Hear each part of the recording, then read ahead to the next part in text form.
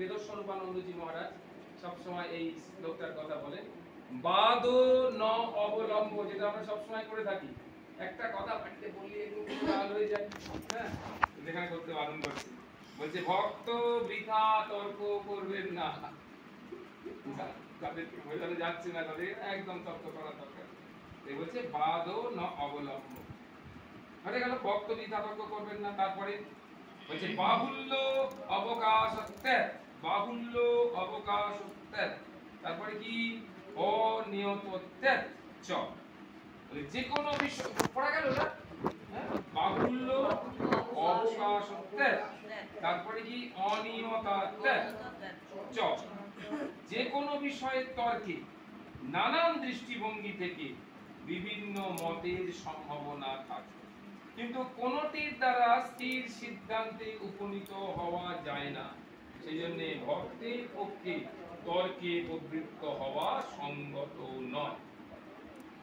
একদম সত্যি কথা, বোঝানো যায় খুব মুশকিল। যাদের মধ্যে অঙ্গদ প্রবল, যাদের মধ্যে ভক্তিটা অন্যরকম, তাদেরকে কোনো কথা বলা খুব মুশকিল, খুব মুশকিল। একটা থেকে আরেকটাতে চলে যায়, আরেকটা থেকে আরেকটাতে চলে যায়। আমার সময় আমার দরকার নেই, হ্যাঁ, তার থেকে ভগবানের কাছে আমরা প্রার্থনা, ঠাকুরকে সব বুদ্ধি দাও, এইটুকু বলে আমরা সেই জায়গা থেকে বেরিয়ে আসতে পারি। হ্যাঁ, কিন্তু তর্কে গেলেই মানে সব থেকে আগে যে ক্ষতিগ্রস্তটা হয় যে আমার ভক্তির হানি। তুই কি গোবিন্দ, তুমি কি পরিবেশে আমাকে পাঠিয়েছো, মানে আমার যে পরিবেশটা গোবিন্দ আমার জন্য চয়েস করেছিল সেটা ভুল, সেটা প্রমাণিত হয়ে গেছে। গোবিন্দের উপর দোষ, এই পরিবেশে মানুষ থাকতে পারে, হ্যাঁ, এই মানুষকে নিয়ে চলে যায়, তাহলে গোবিন্দের উপরে একটা বিশ্বাসের হানি ঘটছে, সেটা হবে। তুমি দেখো, তুমি সৎ বুদ্ধি দাও, তুমি সৎ পথে চালিত করো। ভক্ত যেন অকারণ তর্কে প্রবৃত্ত না হয়, সেই বিষয়ে এখানে সতর্ক করা হয়েছে। ঈশ্বরের বিষয় বা অন্য কোনো আধ্যাত্মিক তত্ত্ব বা ভক্তদের মধ্যে কে বড় কে ছোট, সেই বিষয়ে এইসব বিষয় নিয়ে বাদানুবাদে প্রবৃত্ত হওয়া উচিত। এই ধরনের সমালোচনা সাধককে মূল সত্য থেকে মানে পরাভক্তি থেকে দূরে সরিয়ে আনে। বলে দাগ দাও, এই ধরনের সমালোচনা সাধককে মূল সত্য থেকে মানে পরাভক্তি থেকে দূরে সরিয়ে আনে। বৃথা যুক্তিতর্কে প্রবেশ না করে ভক্তি ভাবটি মনের মধ্যে সুদৃঢ় করা প্রয়োজন। এটাও দাও, বুঝে যাচ্ছে তো? ভক্তি ভাবটাকে একদম ডিটারমাইন্ড, একদম সুদৃঢ় করতে হবে। যতদূর সম্ভব বেশি করে সেই ভাবটি আমরা লাভ করবার চেষ্টা করব, সরে থাকব তাত্ত্বিক যুক্তিতর্ক এবং বিচার থেকে। সাধকের এটাই কর্তব্য। বিভিন্ন মত নিয়ে আলোচনা সমালোচনায় মত্ত হলে লক্ষ্য বস্তুকে হৃদয়ে ধারণের ক্ষমতা হ্রাস পায়। তার সম্বন্ধে এক নিরন্তর ভাবপ্রবাহ আমাদের প্রভাবিত করে। অযথা বাক্যবে সেই প্রবাহ ব্যাহত হয়। কি বললো? তার সম্বন্ধে মানে ভগবানের সম্বন্ধে, গোবিন্দের সম্বন্ধে এক নিরন্তর ভাবপ্রবাহ আমাদের প্রভাবিত করে। ভগবানের সংস্পর্শে থেকে, ভগবানের নাম গুণগান করে, ভগবানের সদাস্বাদন করে, ভগবানের ভক্তদের কি করে, এরকম হয় না? আমাদের একটা ভাব এলো, আমাদের একটা ভক্তি জন্মালো, আমাদের প্রেম জন্মালো, আমাদের বাড়ি ফিরে অশান্তি, একটা কথা থেকে কোনো নেই। তাহলে এইটা আমি 2 ঘন্টা হোক, 3 ঘন্টা হোক, 1 ঘন্টা হোক, আমি যে ভাবটাকে নিলাম, আমার মধ্যে দিলাম, 1 সেকেন্ডে তৎক্ষণাৎ, এমনকি কেউ হয়তো কোনো কথা বললো না, মুখের ভাবটা দেখে সঙ্গে সঙ্গে আমার মুখের ভাবটা এমন একটা অভিব্যক্তি, সেই অভিব্যক্তিটা দেখেই ব্যাস আমার সঙ্গে সঙ্গে ভক্তি উঠে গেল। বোঝা যাচ্ছে জিনিসটা? এইটাই এখানে এই কথাটা বলছে।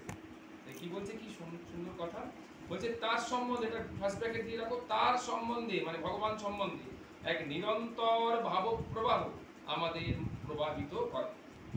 অযথা বাক্য ব্যয়ে সেই প্রবাহ ব্যাহত হয়।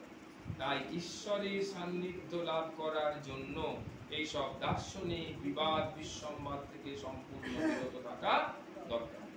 যখনই আমরা কোনো বিষয়ে তর্কে প্রবৃত্ত হই, আমাদের একটা নিজস্ব দৃষ্টিভঙ্গি থাকে, আর আমরা যুক্তি দিয়ে বিচার করে বোঝাতে যাই যে আমার মতই ঠিক, আর এর ফলে আমাদের মন সেই সত্যকারের ভক্তি ভাব থেকে সরে আসে।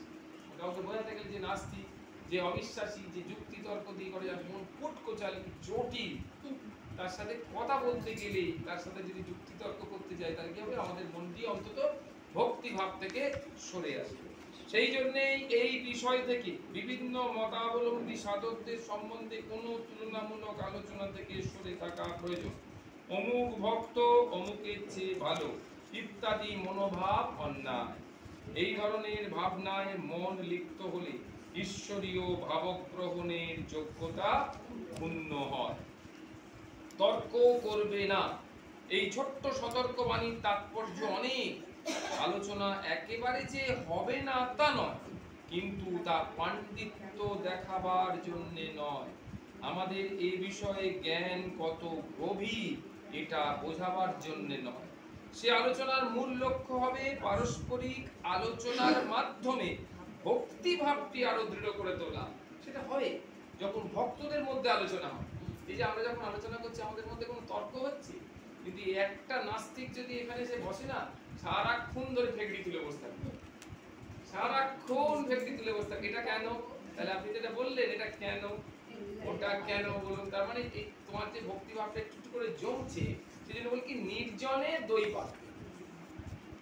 দুধের মধ্যেই দইয়ের ঘিয়ের ধর্ম লুকিয়ে আছে, কিন্তু নির্জন না হলে দই হয়, ঘি হয়, হবে না।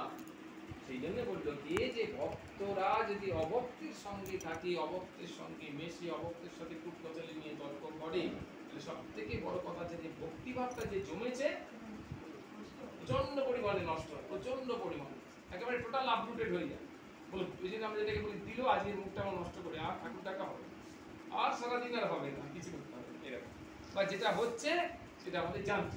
তাই বললো পারস্পরিক আলোচনার মাধ্যমে ভক্তি ভাবটি আরো দৃঢ় করে তোলা, নিজের জ্ঞান বুদ্ধি জাহির করা সাধকের ভাবনা। যখন কোনো মহাপুরুষের সান্নিধ্য লাভ করি, তখন এই ভক্তি ভাব এবং ঈশ্বরীয় অনুপ্রেরণা তার থেকে গ্রহণ করাই আমাদের লক্ষ্য। বিভিন্ন মতের আলোচনা বা অন্যান্য মহাপুরুষদের মাহাত্ম্য সম্বন্ধে তুলনার প্রচেষ্টা যেন না। এইসব বিচার মানুষকে কূট সমালোচক করে, কিন্তু সূক্ষ্ম অনুভূতি থেকে দূরে সরিয়ে আনে। সেই জন্য ভগবত ভক্তের সম্বন্ধে বা ভগবানের অস্তিত্ব সম্বন্ধে কোনো বিতর্কে যেতে নিষেধ করেছে। তর্কের খাতিরে না হয় ধরলাম যে একজন নাস্তিককে আমি ঈশ্বরের অস্তিত্ব বিষয়ে বোঝাবার প্রয়াস করব, কিন্তু কি হবে তাতে? নিজের অজান্তেই তার মতবাদ আমার উপর কিছু ছাপ ফেলবে। তাহলে বোধহয় উনি বলছেন সত্যি তো, আমিও তো গোবিন্দকে দর্শন করিনি, তাহলে কি এরকম মহাপুরুষরা যা বলছেন সেটা ঠিক হচ্ছে? নাহলে কি ভজন করলে সত্যি সত্যি শেষের দিনে ভজন হবে, নাকি মরবার সময় কোথায় মরবো কি নাই? কত ডাউট উপস্থিত হচ্ছে, হ্যাঁ কত ডাউট উপস্থিত হচ্ছে, সাংঘাতিক একদম। তাই বলছে নিজের অজান্তেই তার মতবাদ আমার উপর কিছু ছাপ ফেলবে। তাই দেখা যায় যে এই ধরনের আলোচনা যে শুধু অপ্রয়োজনীয়তাই নয়, এর একটা ক্ষতিকারক দিকও আছে। এর ফলে আমাদের মনে সংশয় সৃষ্টি হতে পারে, নিজেদের অজ্ঞাতসারেই আমরা সন্নিগ্ধ মনা হয়ে উঠি। গোড়ায় ভাবি যে যুক্তির দ্বারা অন্যদের আমরা সমতে আনবো, কিন্তু অনেক সময় তা হয় না। পরিবর্তে আমাদেরই মনে দ্বিধাদ্বন্দ্বের সৃষ্টি হয়। কিন্তু ভক্তি রাজ্যে কোনো সংশয়ের স্থান নেই। সাধক সমস্ত সংশয়ের অতীত হয়ে তার সমগ্র মন প্রাণ দিয়ে ভক্তিভাবে তন্ময় হয়ে থাকে।